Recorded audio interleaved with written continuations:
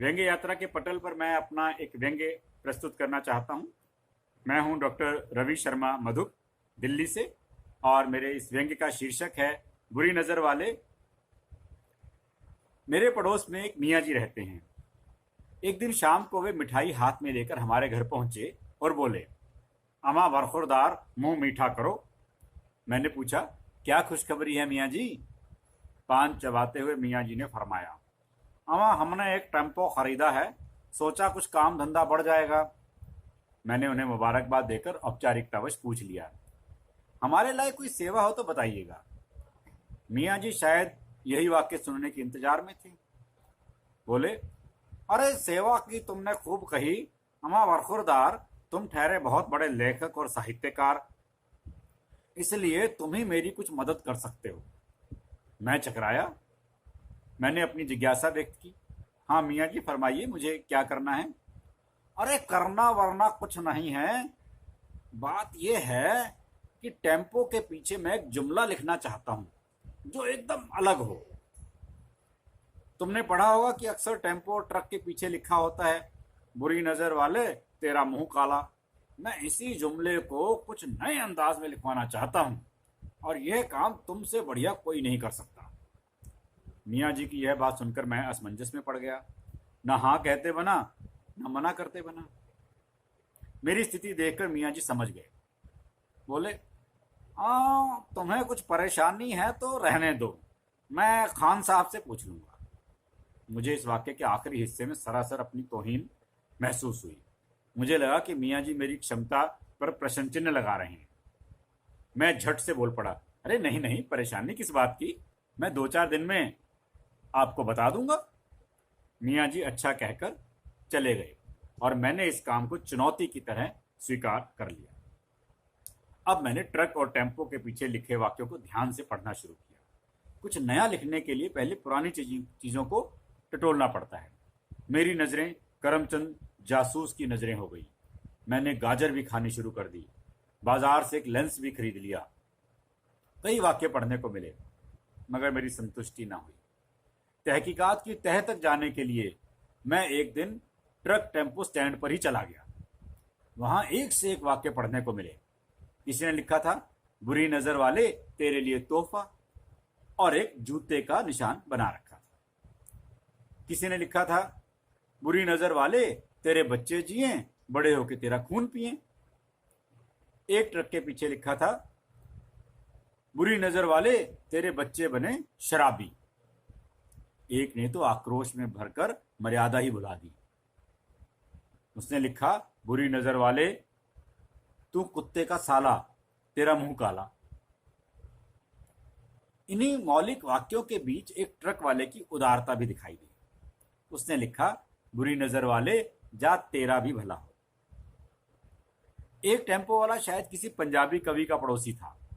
उसने लिखा था, बुरी नजर वाले तेरे उड जान तितर, तेनू घरों पैन गाला ते बाहरों पैन छितर।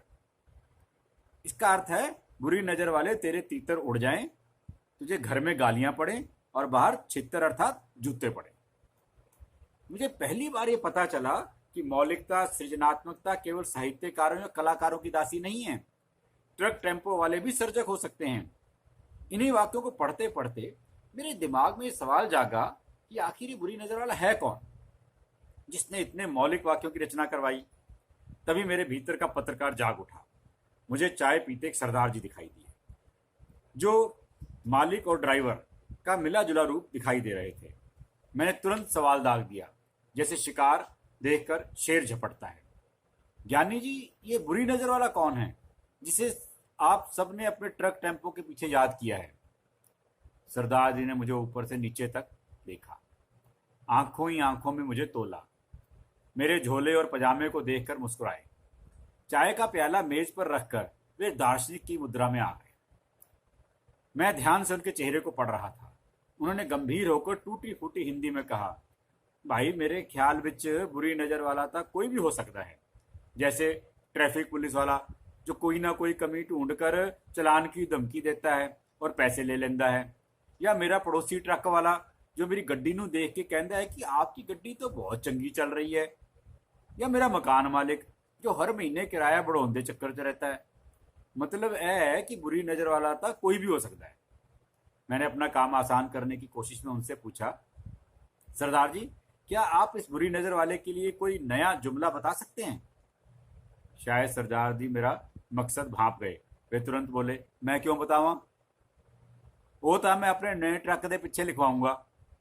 सरदार जी की ये दो टूक खरी बात सुनकर मैंने वहां से खिसकने में ही अपनी भलाई समझी। रास्ते भर में बुरी नज़र वालों को तलाशता रहा। कबीर जी को भले ही बुरा देखने जाने पर कोई बुरा ना मिला हो, लेकिन मुझे तो कुछ बुरी नज़र वाले आसपास दिखाई दे गए। युवतियों को ललचाई नज़रों से भोंकते, पेंट कोट टाई पहने कुछ सभ्य जन दिखे। ट्रैफिक पुलिस की वर्दी में ट्रक टेम्पो वालों पर झपटते कुछ कर्तव्यनिष्ठ अधिकारी। पुल निर्माण से गृह निर्माण में ईमानदारी से व्यस्त ईमानदार ठेकेदार। भारी जेबें तलाशते पब्लिक स्कूल के सुयोग्य संचालक। जनता को फुसलाकर वोट हथियाने के तरीके सोचते समर्पित जनसेवक आदि अनेक बुरी नजर वाले दिखे, किंतु किसी का भी मुंह काला नहीं था। उजले वस्त्रों और चमकते चेहरे के पीछे का काला दिल क्या किसी को दिख सकता है? घर आकर मैंने फिर मियाँ जी के काम पर सोचना शुरू किया। अब कई वाक्य मुझे सूझे, जैसे बुरे नजर वाले तेरे घर सीबीआई का छापा, या बुरी नजर वाले तुझ पर एड्स की मार, या बुरी नजर वाले तेरे पकड़े जाए घोटाले, या बुरी नजर वाले तेरी शादी हो बर्बादी, या बुरी नजर वाले नजर टेस्ट करा ले, टेस्ट करा के अच्छा सा चश्मा लगा ले, या बुरी नजर वाले जा तू पाकिस्तान चला जा, या बुरी नजर वाले तुझ पर कोरोना का कहर। ये बिल्कुल ताज़ा ताज़ा मेरे दिमाग में आया, मगर मेरी सोचने की प्रक्रिया भी जारी है। शायद कोई इनसे भी फटकता हुआ वाक्य सूझ जाए। मियाँ जी को मैं इस रविवार को मिलूंगा। तब तक यदि आपको कोई अच्छा सा जुमला सूझ जाए और आपका ट्रक और टेम्पो खरीदने का कोई इरादा ना हो तो मुझे जरूर बता दीजिएगा।